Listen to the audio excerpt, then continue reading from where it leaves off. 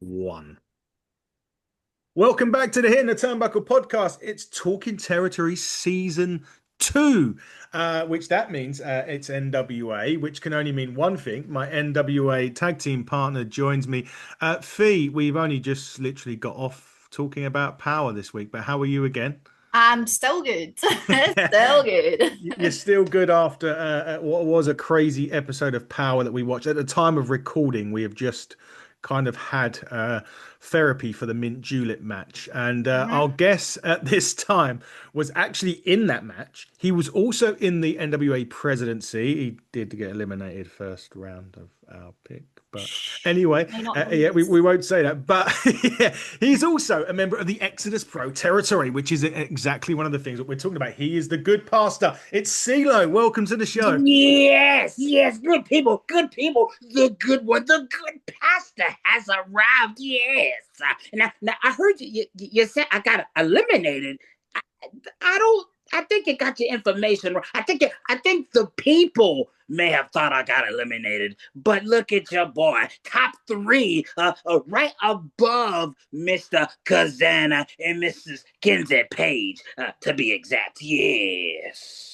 Well, yeah, unfortunately, that it was our voters. The vote, it wasn't and me and you, Fee, to be quite honest. But My yeah, bad. our bad. But no, CeeLo, welcome to the show. Look, Thank you, thank you, thank you.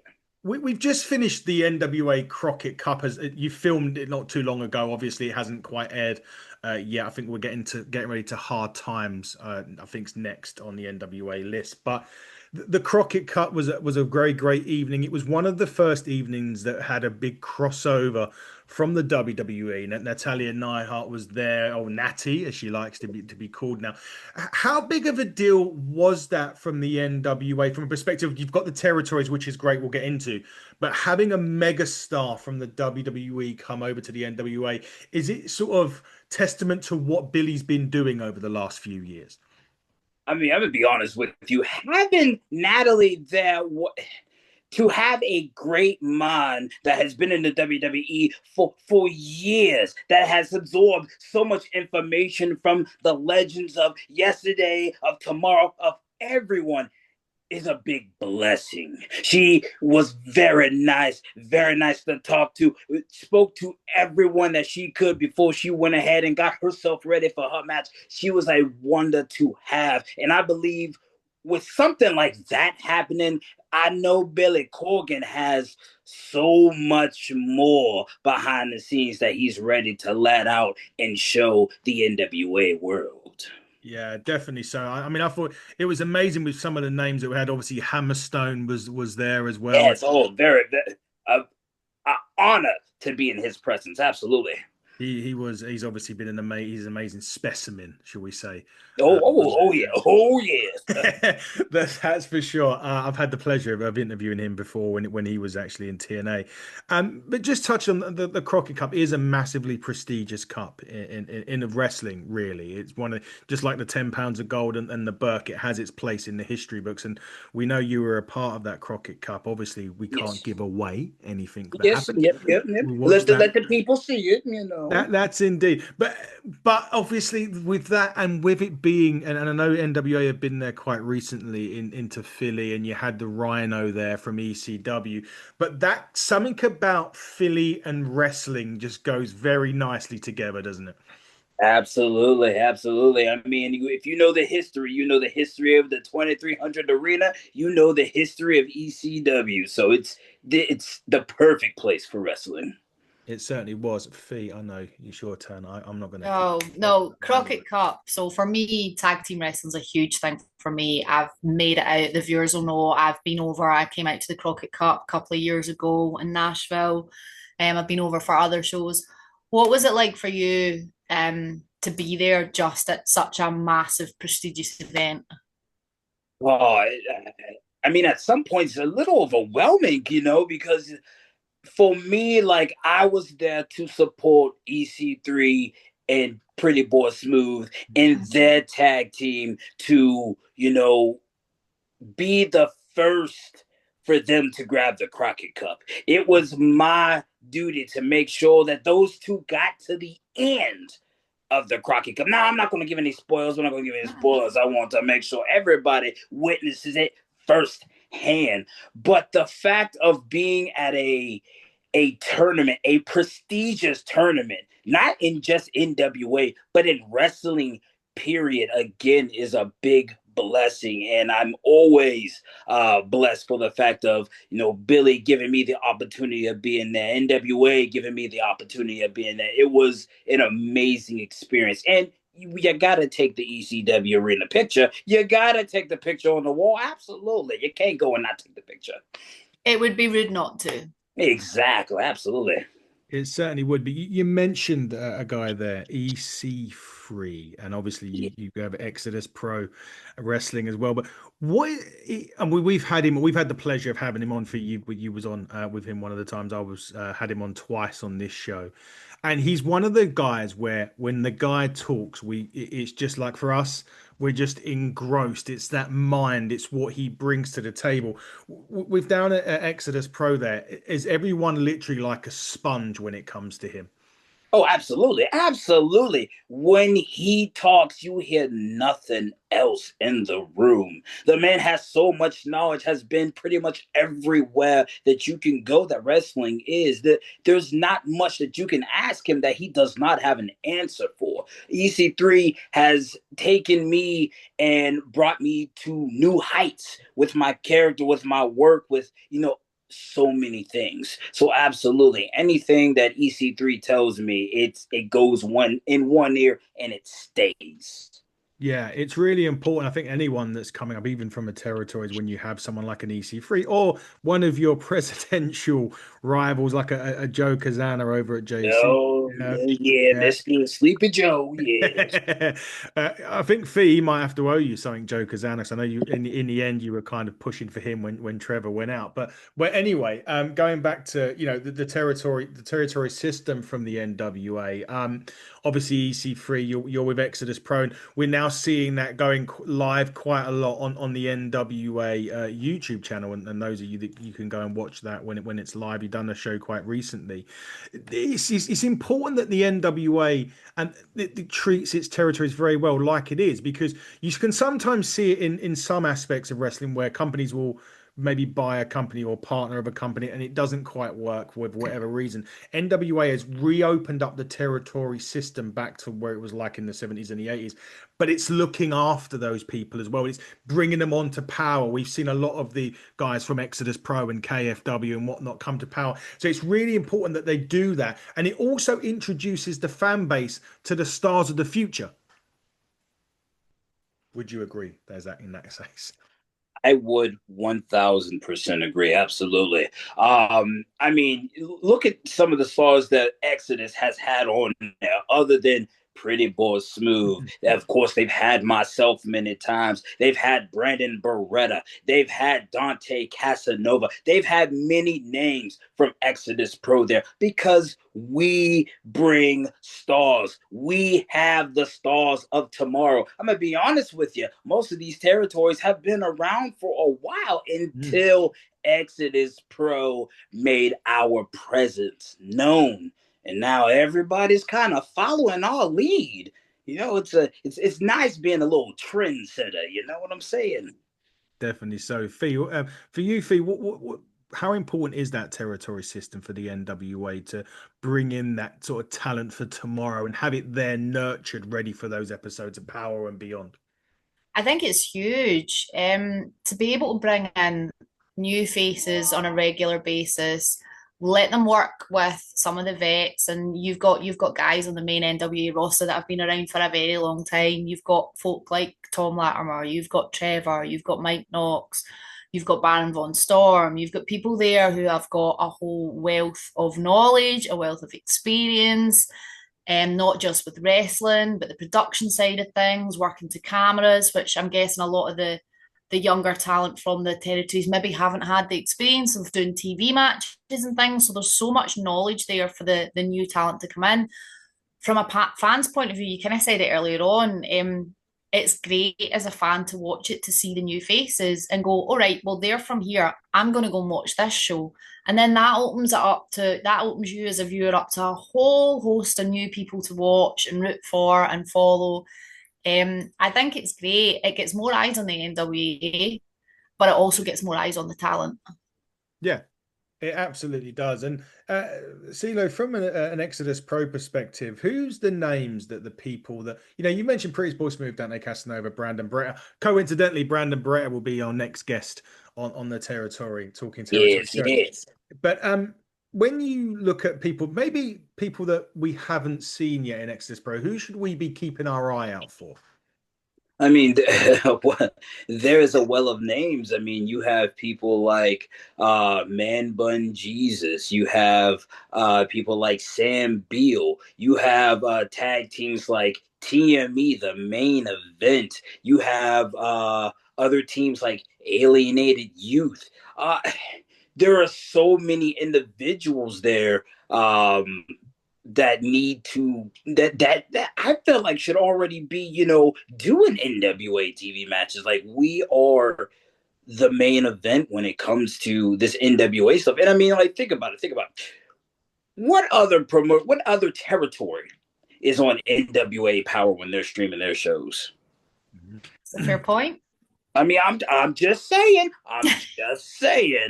We are bringing the best when it comes to wrestling. So those are just a few names, but any name that walks into Exodus Pro should be out there, 100%. And with those teams, obviously you're very closely aligned to EC3 and Pretty Boy Smooth. Is there any other tag teams or individuals that you're kind of working on the sidelines with, maybe taking into your fold and guiding through to the next level sort of thing? This point in time, EC3 and Pretty Boy Smooth are the main ones that I am working with. Now, have I worked with tag teams before? I have before, but currently at this moment, just those two right now. Interesting. And how do you find working with both of them? Because they're quite strong characters, the pair of them. I allow them to pretty much feed me the information that they need me to get out. I'm the mouthpiece right here, like, wrestling has always been the first thing for me. I've been wrestling for 4 years now, but when it came to Exodus, EC3 wanted to use my voice as my strong suit. So any information they want me to get out, I make sure it's gotten out with punctuation. I make sure it's gotten out with fierceness. I make sure it's gotten out the best way possible when it comes to them. But I mean, yeah, that's probably the best way to put it. Like, I'm pretty much the mouthpiece for them.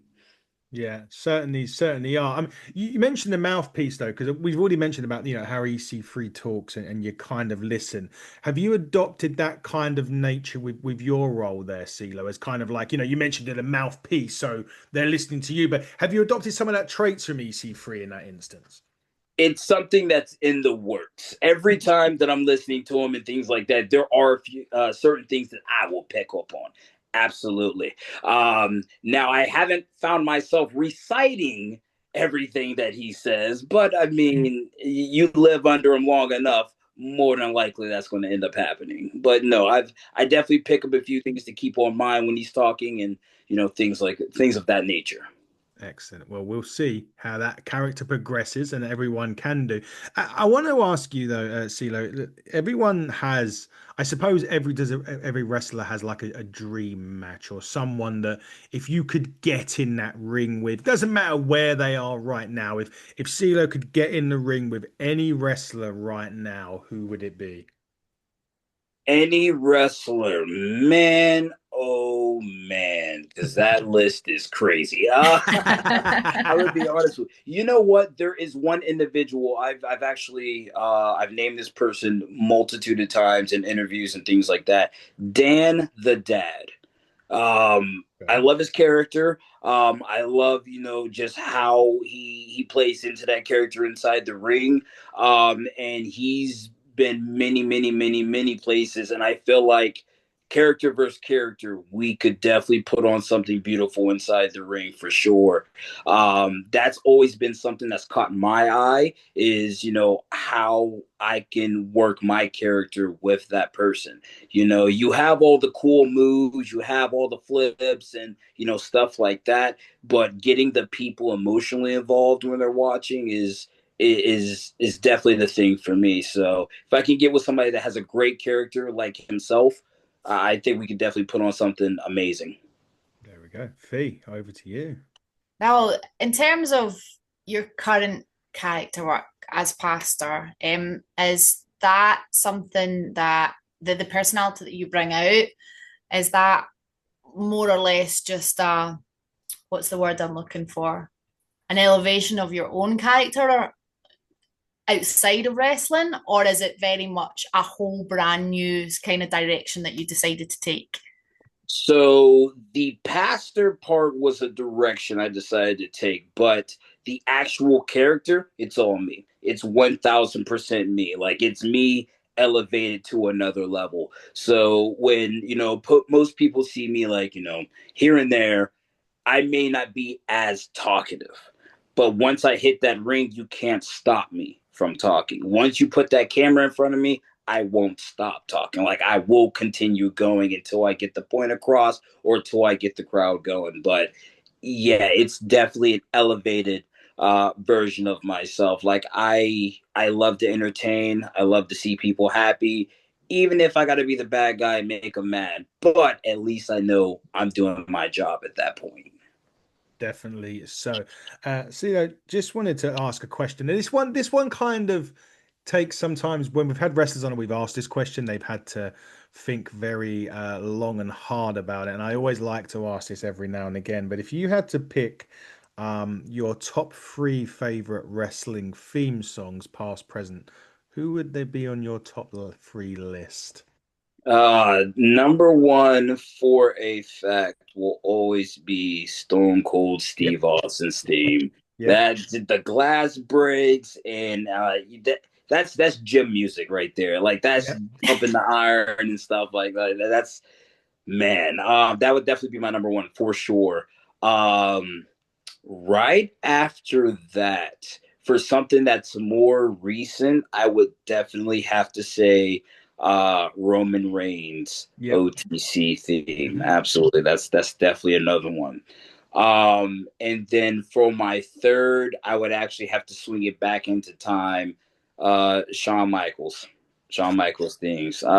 It's you can catch me singing in the shower. It's just so it's catchy. It's so good. Like, and honestly, and if I could throw a fourth, and this is an honorable, Yep. and this is only because I'm like thinking catchy stuff. Joe Hendry, like, dude's theme is ridiculous. It's so good. Like you hear it and you're singing it for hours. But for my top three, Stone Cold, Roman Reigns, and Shawn Michaels.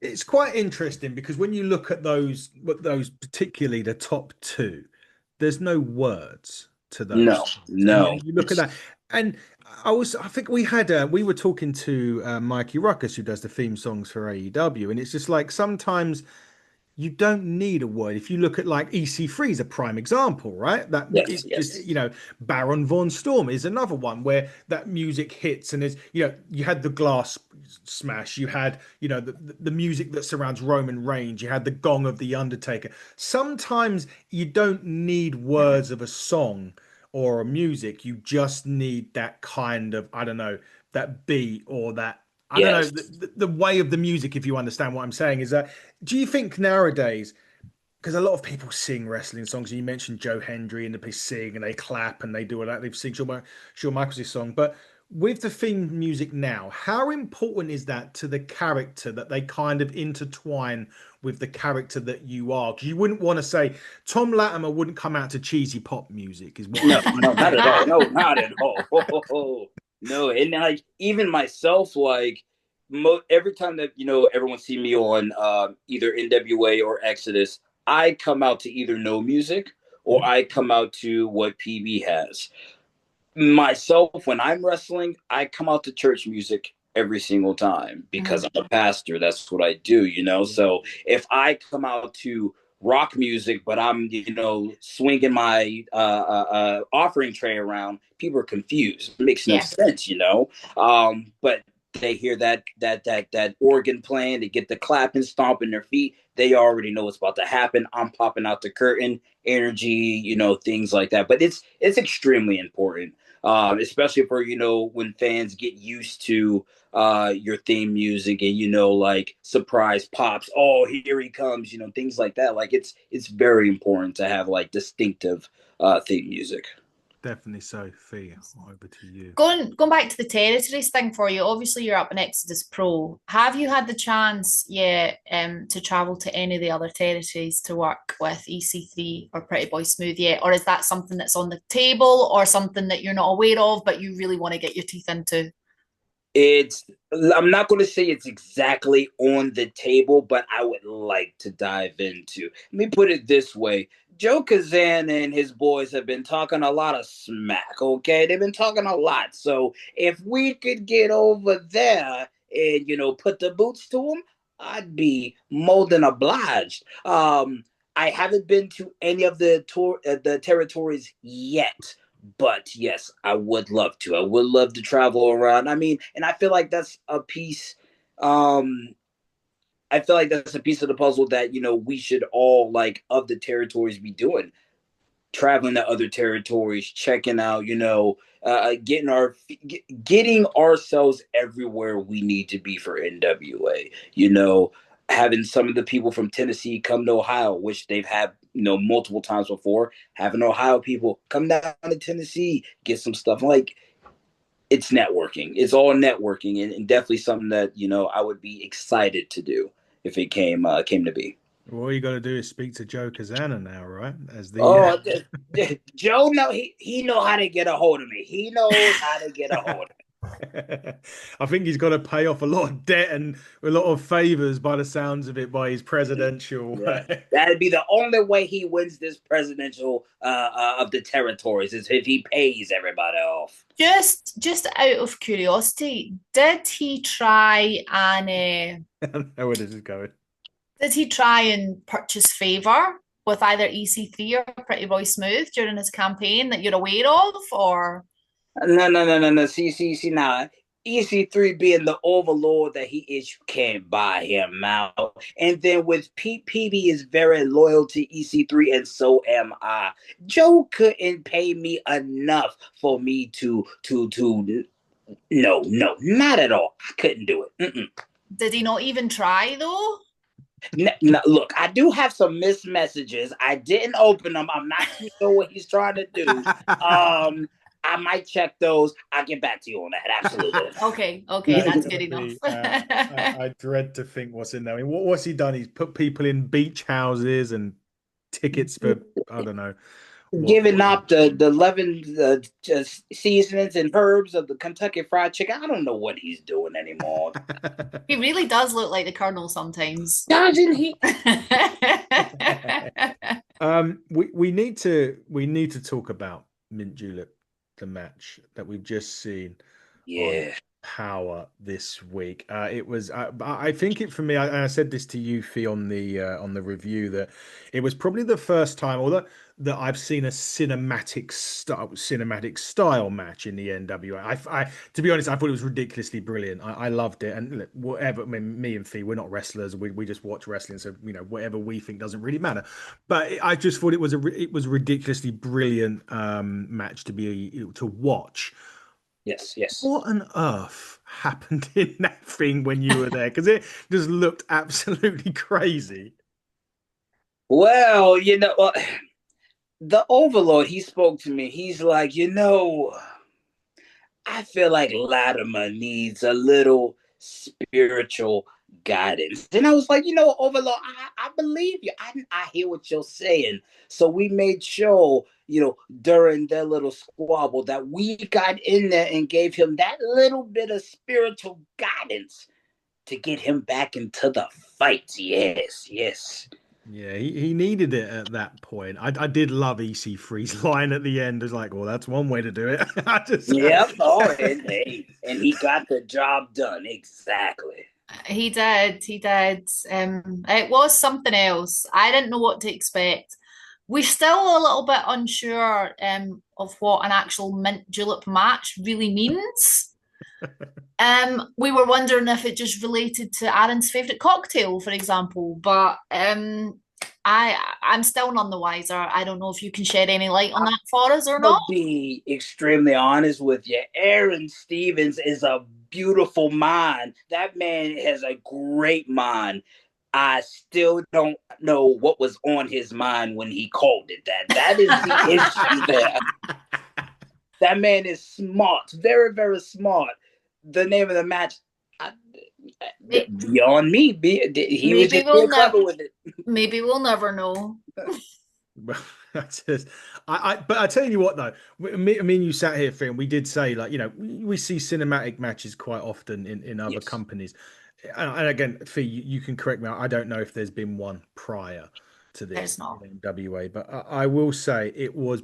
I actually thought it was like, as I said, it was ridiculously brilliant. But for a first time match in NWA in cinematic style, you didn't there was not a lot wrong. There was nothing wrong really with it. It was just a crazy match. But what I would say, and just going sort of slightly going off on a tangent, we've seen a lot more of these, and Fee, I think you've called it kind of like fly on the wall promos. We've seen the Southern Six in the bar. We've seen the Page sisters at the house and things going on.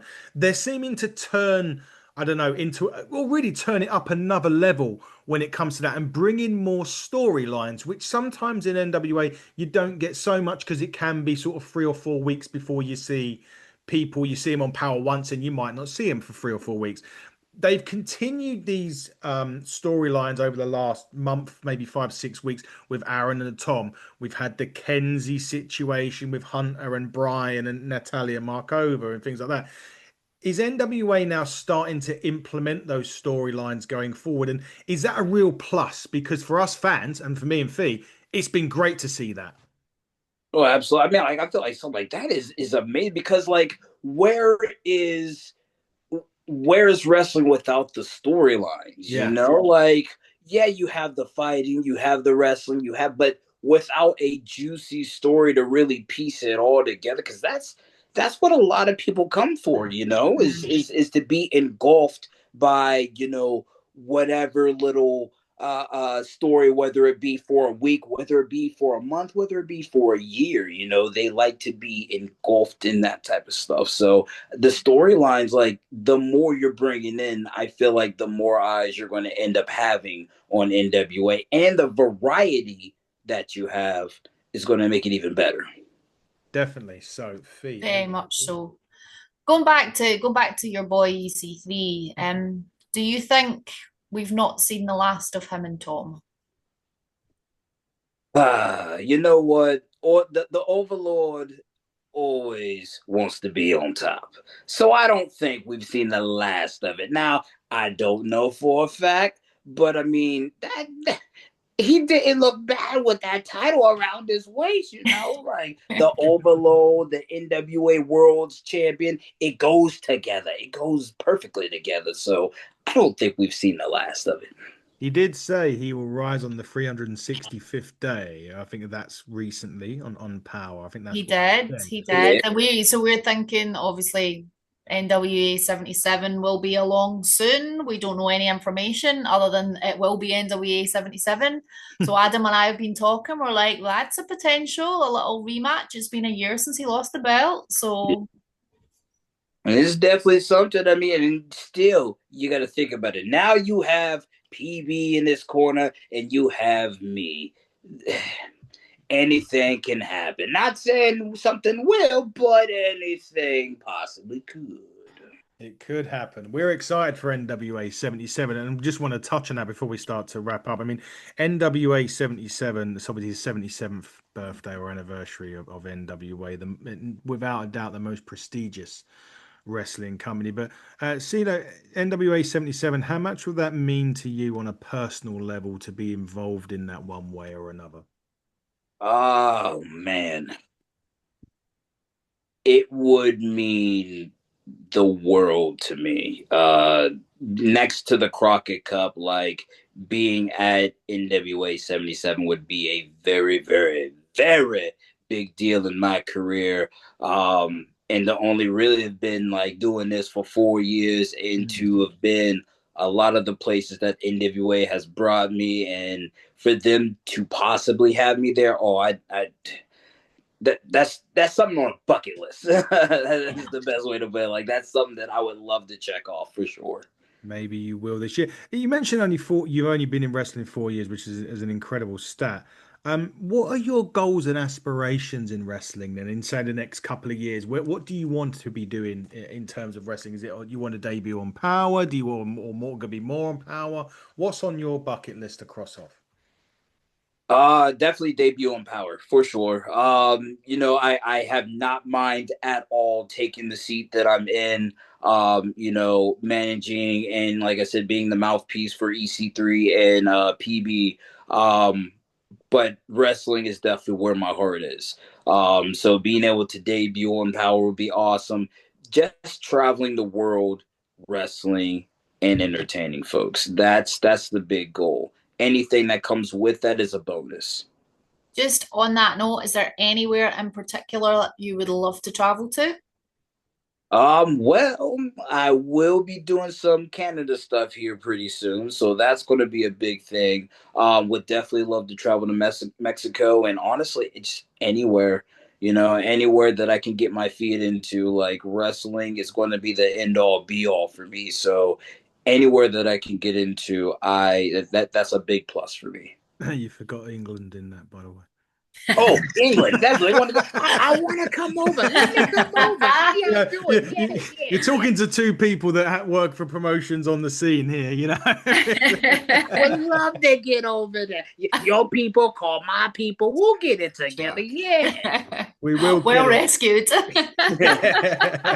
Indeed, we will get there. Fee, I'm going to come to you for the last question in a minute. I just want to run through Exodus Pro Wrestling. Will be back on Saturday, August 9th. There's another show coming up. That is Watch the Throne, which will be there. And it will be Dante Casanova will be defending the Midwest Championship. I believe he's going against Vincent Nothing.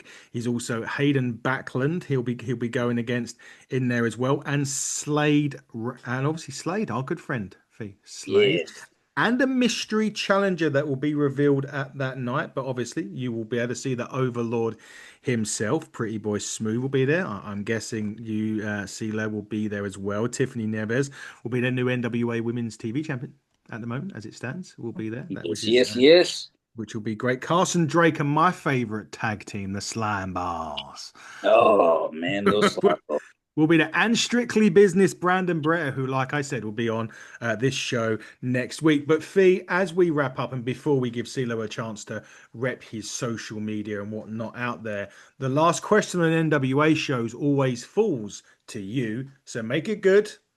And over to you. Make it good. No pressure. No, I had a little think about this. Sometimes the questions are as simple as what's your favourite pizza topping?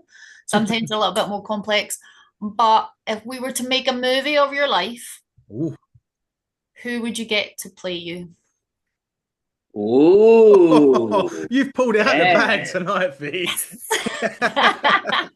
Wow, that's a good one. Who would I get to play me? If we're talking more of a older style me, the first person that comes to mind, this is just the first person that comes to mind, Michael B. Jordan. Okay. Michael B. Jordan. That'd be awesome. Okay. That'd be awesome to be played by him. Absolutely.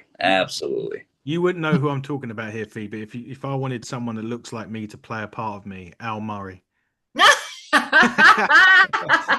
Now, you need to Google. I need to Google that one, CeeLo. But you're laughing because you know it's very from my point. But CeeLo, as we start to wrap up now, where can people find you on social media? What can you announce that you've got that coming up? And if you are available for bookings outside of Exodus Pro and NWA, where can people get hold of you? Oh, the best way to get a hold of me, any social media, Pastor Clo on Facebook, Pastor Clo on Instagram, on X. I also have my TikTok that I need to get back rolling, but I got the TikTok too. And actually, coming up next week, I will be in Niles, Ohio with Mega Championship Wrestling at the Retro Toy Market, doing a free wrestling show out there. But I'm always posting on social medias, any places that I'm going to be, any places that I'm popping up. And it does seem I will be at the next NWA tapings in Tampa. So if anyone wants to see me there, I will be there. Yes. There we go. Fee, what have you got now? Bearing in mind when this goes out, it's next week. So where are you going to be? Oh no, that's just thrown me a curveball. I know where I am in like 2 days' time. Yeah, go on. You can do Let's that. have a quick look at the calendar and see where we are. So next week, I actually have a quiet weekend. I am at Premier British Wrestling. We've just got a gala show on the 7th. But then the following weekend, on the 13th, 14th, and 15th of June, I am with Worldwide Wrestling League for a triple header. We're in Musselburgh on the Friday. On Saturday, it's the W3L annual resolution show at Kirkcaldy Ice Arena. And then on Sunday, W3L are in Grangemouth. So I will be emceeing for all three of those shows that weekend. So that's going to be a lot of fun. So looking forward to it. Yep, they'll be good for that. We're back in terms of myself and hitting the turnbuckle at Ignite on July. Hang on, because I got the date wrong the other day when I posted this out. So I look like a right fool. July where are we? God, 13th. We're back with Breaking Point. Everyone has a breaking point, and we crowned a new hitting the turnbuckle champion at the last show. Luna defeated Mark True. So thank fuck she's got rid of that pain in my ass. But I'm going to have to deal with a few others pain in my asses coming up, that's for sure. Obviously, a big thanks to TNA Wrestling as well for our 1000th episode. We was interviewing the Nemeth brothers, and that was a great bit of fun for our 1000th piece of content on Twitter or X or YouTube, wherever it goes. So keep it locked on there. You can keep it locked at HTT Buckle on X, HTT Buckle on YouTube, Hitting the Turnbuckle podcast on all other social media networks. But CeeLo, it's been a bundle of fun talking to you. Thank you. I appreciate you having me. Thank you. It has been fun. It has been fun indeed. And Fee, we've got Strictly Business next week with Brandon Brer. Will you be there? Indeed. That'll be a good one. I'll be there. You'll be there. I'll be there. We hope to see you there as well. But until next time, everybody, buckle down, stay safe, and good night.